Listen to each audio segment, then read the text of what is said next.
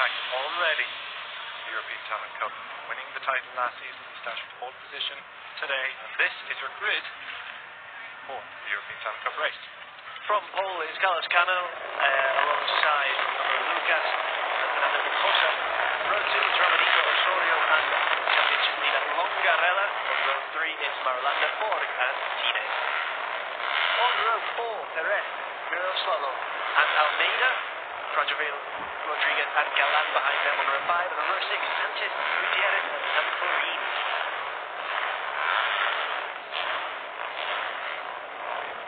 On row 7, Matsudaira, Sabino, and Cubeles. Row 8, Nativi, Carpucci, and Boxberger. Row 9, San Juan, Gabrini, and Borelli. Here we're very much entering into the territory of those sanctioned with back of the grid penalties. On row 10, Pio, Rouge, and Beluzzo. I've just done a bit of work there, Chris, and there are 17 different nationalities. It's not a journal. 17 different nationalities on this ETC, in this ETC class. Very good. Oh, we've got an issue already for Ignacio Galan. He's pushing it. It's Ignacio Galan, but it is. The number 23 is the Impala Honda rider. Disappointment for him. Hopefully he can get that up and running, because he was starting 15th on the grid, and he's had some good races so far this year, Galan, so hopefully now that doesn't consign him to a pit lane start. So let's see. Round the warm-up lap we go. Far too eager to get that joke in. Capuchin actually starts from 23rd.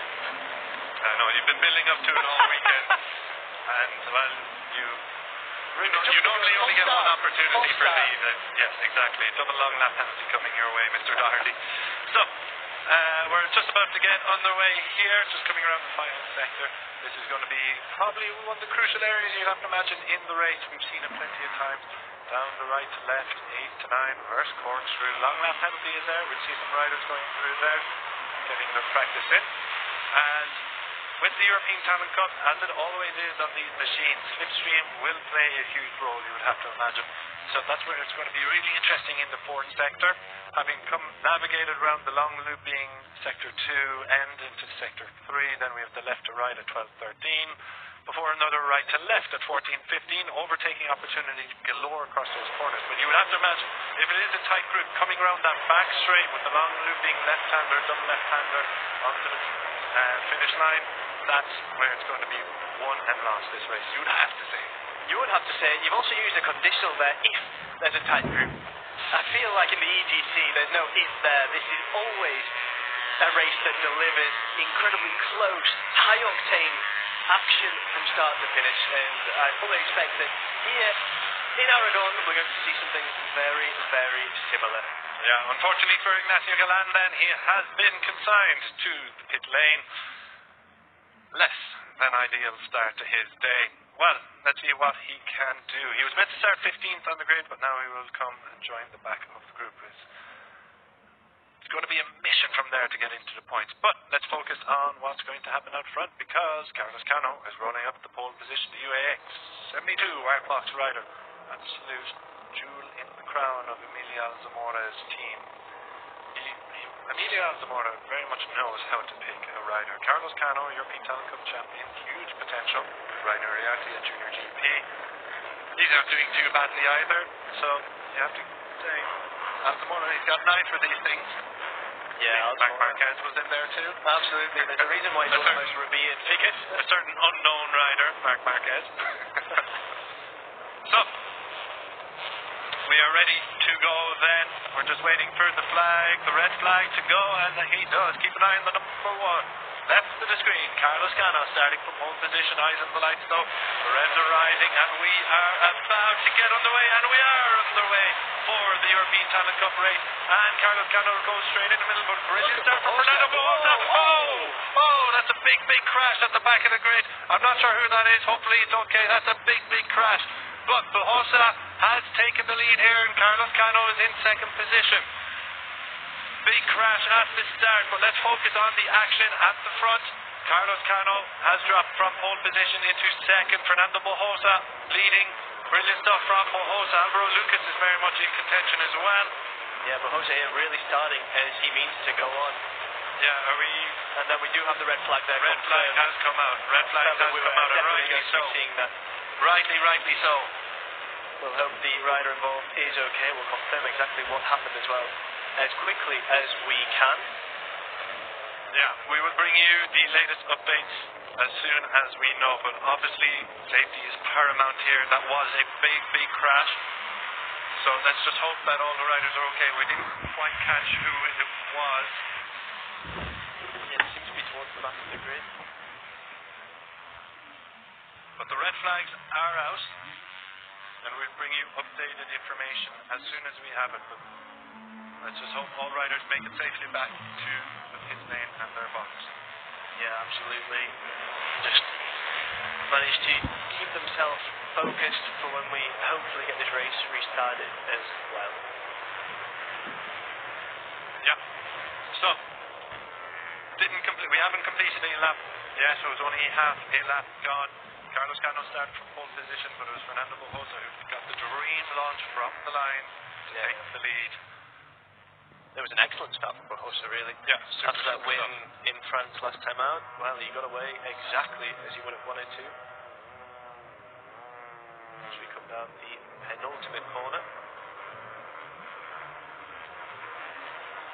Yeah, so we'll bring you updated information as soon as we know more ourselves.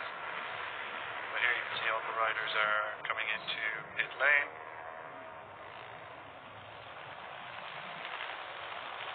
So the European Talent Cup race interrupted on the first lap following a big crash from lights out. We just have to hope all the riders are okay. And the hope is, of course, this is precautionary, as the injured rider just needs some time to recover and get the appropriate medical attention.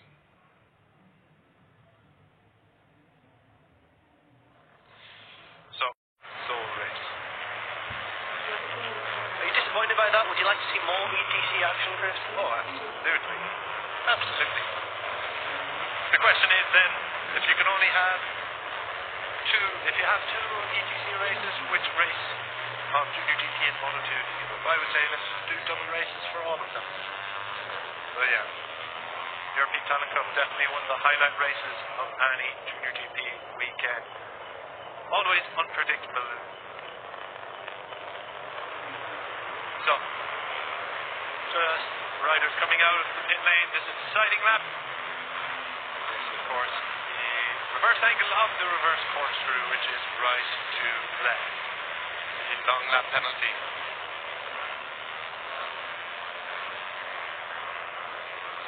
Through sector 3 we go. Key overtaking spots here as well. Front of the iconic Aragon wall at turn 12. Sometimes you see it at turn 13, but turn 14 and 15 do offer better chances for an overtake. Before we get onto the lengthy back straight, that leads onto the long, sweeping left-handed front straight. We mentioned it just before lights out previously, that in the European Talent Cup, Connor, you'd have to imagine that this lengthy back straight is going to be pivotal when it comes down to the final lap, with slipstream having such a huge effect on these riders. Yeah, absolutely, and that's just going to mean that we're going to see so many moments where any rider can take the lead going into the penultimate and ultimate corner. As we've seen often at this level in the ETC, photo finishes are almost to be expected when riders this quality are doing battle when slipstreams is so important. So we're ready to go again. Eyes on Carlos Cano, the pole sitter, the UAX 72 Artbox rider, the huge precocious talent in the European Talent Cup. Launches from pole position, but it was Fernando Bojosa last time around who did get the better start and get ahead of him. Alvaro Lucas, Kiandra Ramadhipa, Alex Longarella, all main figures in the championship fight, but also keep an eye on Eneco Osorio, the number 94, coming in with his career best qualifying. Can he back that up with a strong performance and get himself onto the podium? So it's the warm-up lap, of course. We go around Aragon. One more lap of Motorland Aragon, 5 kilometers in length and 17 turns of the anti-clockwise circuit before we go racing again the European Talent Cup.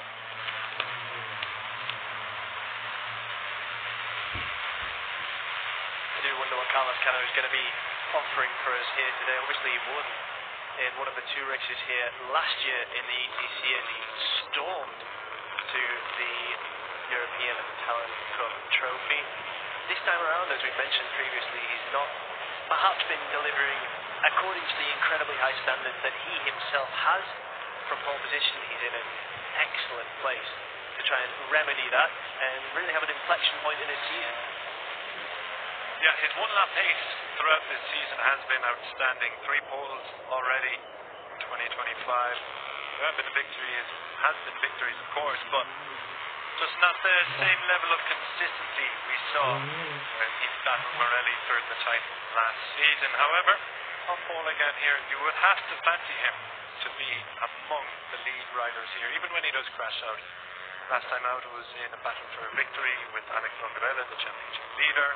It was the same. He was in the victory fight in Estoril when he crashed out. So he is always there or thereabouts. It's just about getting that little bit extra to get over the line. As we take a look at the championship standings, Alex Longarella 97 points, 10 points ahead of Alvaro Lucas. Fernando Bojosa in 3rd position. Kiandra Ramadhipa 24 points off the top, but very much in the conversation. Ramadhipa has a long lap penalty coming his way as well today.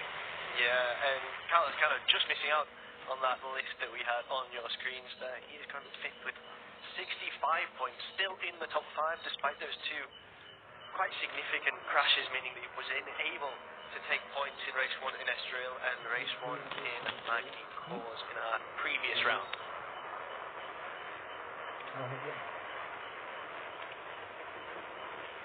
So just about ready to go then here. Couple of red flags today, both in the ETC and in the previous race has seen this race delayed until 1:40 p.m. But we are ready to go racing in the European Talent Cup. And it should be another blockbuster. It always is in the European Talent Cup, so let's get ready to race. Absolutely, there we can see our front row. The riders are ready.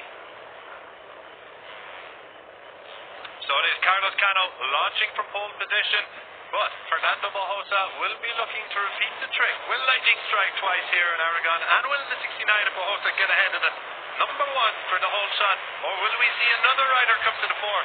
We are racing in the European Talent Cup in Aragon, and the riders are away, and it is going to be Alvaro Lucas, I think, who gets the best start of the lot. Yes, it is, but Bojosa's got the inside line, and Cano has had a miserable start. He's down into 4th position. There's another rider who's after sneaking into the Neko. Osorio has shot up to 2nd from the 2nd row. Brilliant start from Osorio, but a miserable start for Carlos Cano, who has shuffled down the pecking order, but he's quickly back ahead of Bojosa, and he's running in 3rd position. Thankfully, all the riders are away safely this time. Yeah, what a wonderful start from Alvaro Lucas there.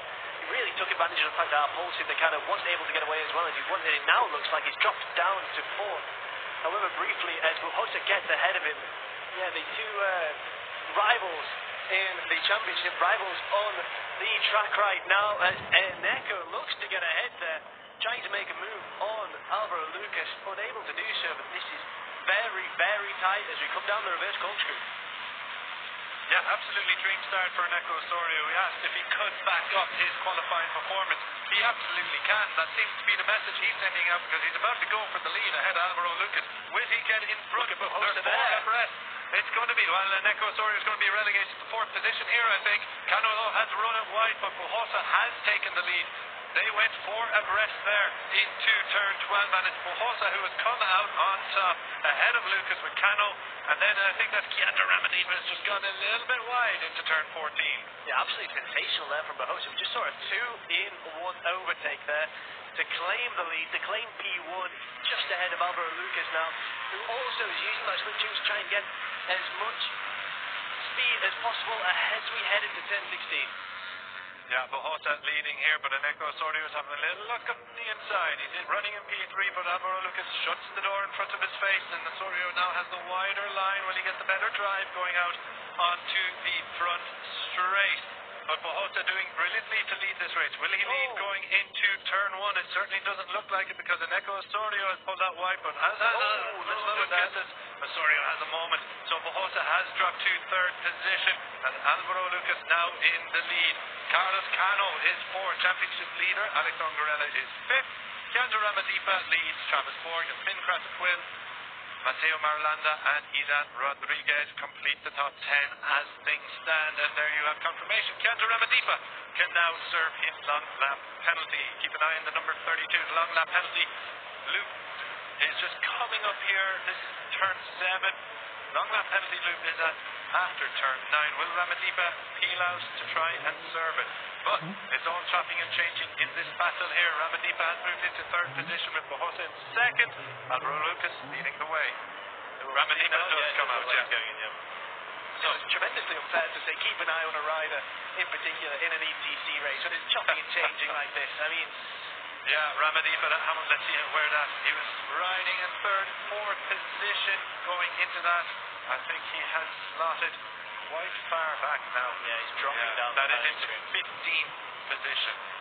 Oh, well, that was a costly long lap penalty, and he didn't have the cleanest time around it, but he got through it, doesn't need to repeat it. Back out front, it's Bohota, who's going to lead over Carlos Cano as he makes his move on Alvaro Lucas. Lucas being relegated into third position, and Eneko Osorio still very much in the conversation, as are Alex Longarella and Travis Borg. But Bohota has now got a little bit of ground to run ahead of him, and Alvaro Lucas is looking to respond on Carlos Cano on this long front straight. So Bohota is leading, but will he lead over the line as he come around the double left-hander?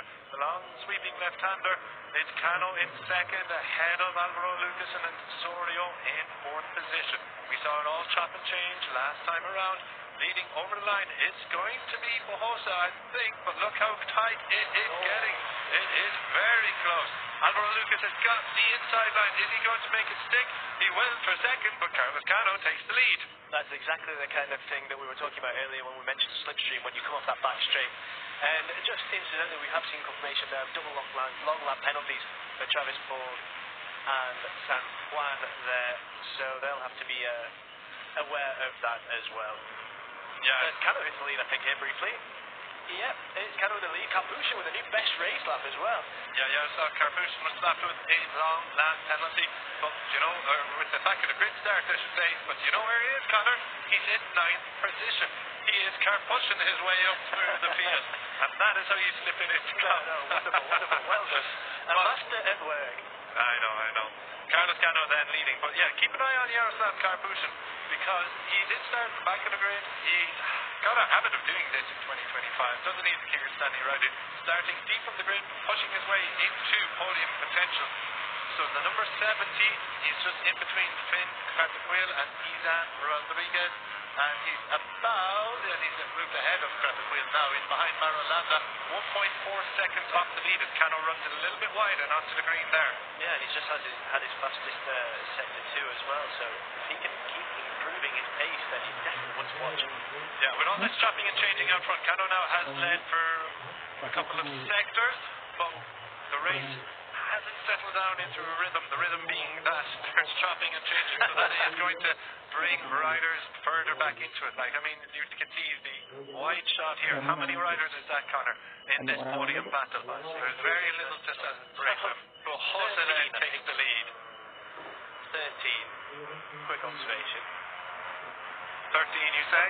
Kiandra Ramadhipa at the back. The last one, yeah. But then even the gap between him and the rider behind Antoine Lenivi isn't that much. I think it's just maybe 0.3 of a second. And Carpushin up into 6. There he is, the number 70. There he is. So he's very much in contention, but Cano now has a couple of bike lanes to Longarella and Bohota. Longarella now is getting involved at the fight at the front. He's into second position. Bohota trying to hang it on the outside, going around turn 3, but not working for him. So Eneko Osorio is also still in this fight, but but it's Bohosa, it's Cano, it's Lucas, and Longarella. The four main protagonists, I'd have to say, of the 2025 campaign are doing their business. They are being joined by a couple of other riders. I can echo Osorio Mateo Marulanda. Who else is in there? The number 92 of Travis Borg. Doesn't seem he has served any of his penalties yet. No, you would imagine that it would have quite a significant impact at this point on where he's running. That said, though, Ramadhipa, who had already gone through the long lap penalty loop, now running in 12th. He was briefly 11th after being dropped back in 15th. So there's still time, there's still room to advance through the field. Antoine Lativi, as you saw there, the first rider into the 2:01. So brilliant stuff from the French rider. He is back in 13th, another rider who started at the back of the grid. Really disappointing actually, because I think Lativi qualified on the second or third row before he was slapped with a penalty that saw him start further back. So case of what could have been for the French rider. There's a bit of a gap opening up between these leading four riders as well now. That will be exactly what Cano wants. Well, let's see if this gap remains, because we're coming on to the back straight. So slipstream should play in effect, and every time we've seen riders try and make a move around 16 and 17. Will we see the same again? No, we will. Because Alex Longarella goes up the inside of Bohosa, but he's not going to be close enough to Cano to disrupt the reigning champion. However, Bohosa now will line up a move into turn 1, you would have to imagine. Go, go, go. 4 laps to go. Here we go, 3 abreast. Longarella has seized the lead. Bohosa is making that move into turn 1, but Cano has dropped back and is going to have that inside line, but on the right-hander, it's going to favour Bohosa and Longarella. Yeah, it does look like that. Cano doing everything to try and get back ahead. I mean, that gap that I mentioned is just non-existent now. There's a matter of centimetres between this leading four, and they are doing battle like the best. Yeah, so it's Bohosa and Longarella going toe-to-toe out front. Bohosa now seizes the lead off the championship leader, but you cannot just imagine this is all going to change. And let's have a little look at who's in 5th place, Conor Doherty. Why, it's Yaroslav Karpushin, all the way from the back of the grid. He's doing it again. He's done it before. He did it in the Hennes. He's doing it again. From the back of the grid into podium contention. He crashed out in Hennes one of the races, and I have to remind myself if he actually finished on the podium in the other one. But it is brilliant, brilliant stuff from the Kyrgyzstani rider. Yeah, he's no stranger to the podium now, having done so earlier this season. His maiden European Talent Cup pole, and now he's hungry for more. He's looking to build on it, and he's showing such incredible pace here in Aragon. He's going to have his work cut out with these riders ahead of him, though. Yeah, 4 has become 5 with Eneko Osorio leading that group in 6th place, but Osorio is quite close as well. There's only a few tenths of a second, but there are a few bike lengths. Let's see how much of an advantage this lead group will have coming over the line once again. There's Longarella. Longarella has made his move for the lead, but will he lead over the line? This is all crucial information for these riders as well. Do they want to be in the leading position coming around this corner? Because Bohosa, a couple of laps to go, led over the line when he led out of the final corner. But there was changing and chopping and changing. Longarella does indeed lead over the line. So it looks like if you're leading going in to turn 17 and even perhaps turn 16, it might be enough for the victory here. Turn 1 though, as we have every single time so far, seen some changes. Bohosa makes that attack up the inside, but Longarella responds, and Bohosa shuts out at his feet, not once but twice. Yeah. But Carlos Cano has pounced. And number 92, yeah, we noticed it that Travis Borg had a double long lap penalty, but we noticed he was also still in contention in this top 10 group, but he's given a ride through penalty. He's ignored the long lap penalty. So, maximum punishment for the Maltese rider. Yeah. And you have to wonder why he didn't go through that loop. He had a double long lap, if I'm not mistaken, as Cano hits the lead briefly. Alvaro Lucas isn't going to allow him to stay there comfortably for long though as we come down the culture here. It is Cano as we go into turn 10 Marquez corner. Yeah, Cano leading the way here. So, Alvaro Lucas jumping up into second position as Fernando Bohosa and Alex Longarella continue to apply the pressure. Yaroslav Karpushin got himself into this lead group, but we haven't seen him make too many moves, but he just made one there. into turn 12 in front of the iconic Aragon wall, and he's moved up into 4th position at the expense of the championship leader, number 45, Longarella. Carpucci then is really motoring here. Will he make a move coming down this back straight? You would have to imagine he would fancy it because he's got Alvaro Lucas in. He's in the slipstream of Alvaro Lucas here. Will he get the opportunity to make a move up the inside coming through turn 16? Very close there. Cano and Pujosa go side by side. Pujosa has got his nose in front ever so slightly, but it's Alex Longarella. Where's Alex Longarella come from? He has come from nowhere to lead this race. Brilliant stuff from the championship leader, but Cano looking to respond immediately. So once again, Longarella leads over the line, but only after making a last-ditch move at turn 16. So that seems to be the key move for Longarella. Get in front at turn 16. Yeah, that's going to be Pujosa's key move. Once again, Pujosa makes move at turn 1, but he is not leading coming over those final corners. So it is a question: do you want to be leading coming out of turn 15 and onto that back straight? It seems if you're leading, it might be to your detriment.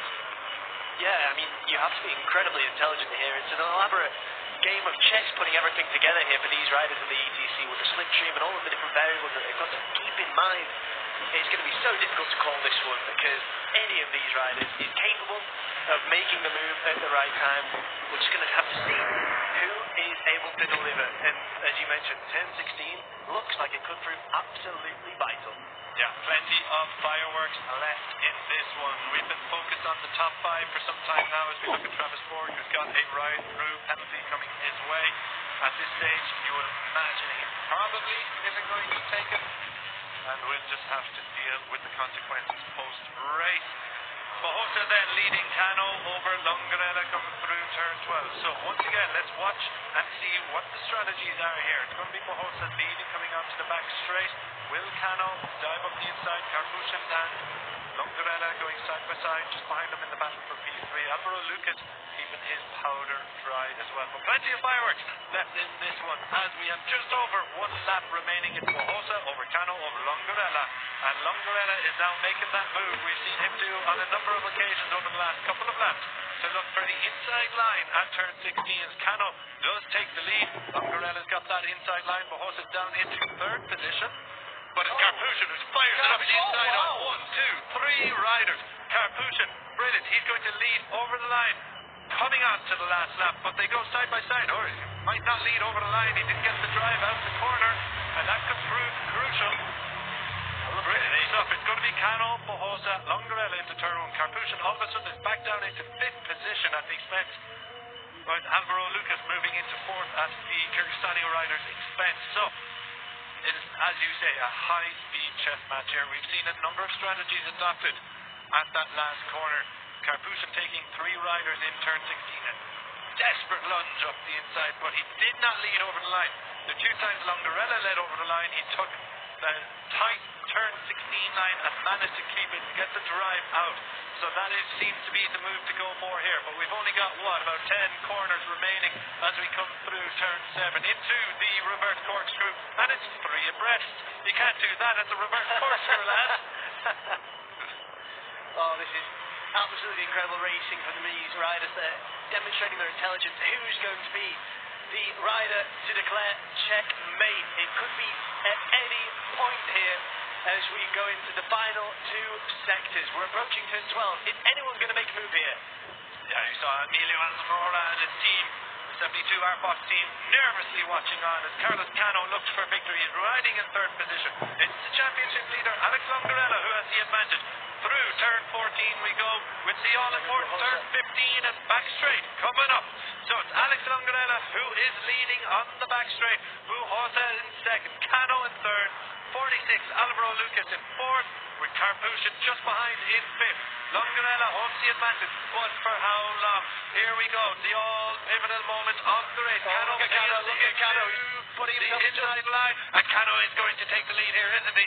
Pujosa is in 2nd, Lucas has got the inside line for 3rd, but Pujosa fights back, gets the cut back, and Pujosa is going to lead out to the final corner, and it looks like he's going to lead over the line. Brilliant stuff for Fernando Pujosa, a race winner again.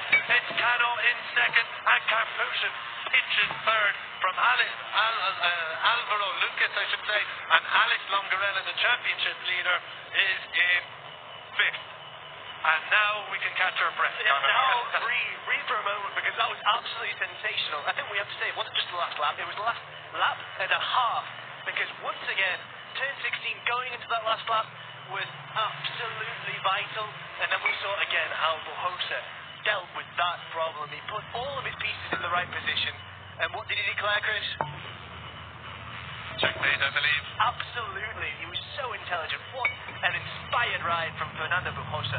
Yeah. Absolutely incredible. Superb ride. That's 2 victories in a row, and I believe it makes him the new championship leader, but we'll have confirmation of that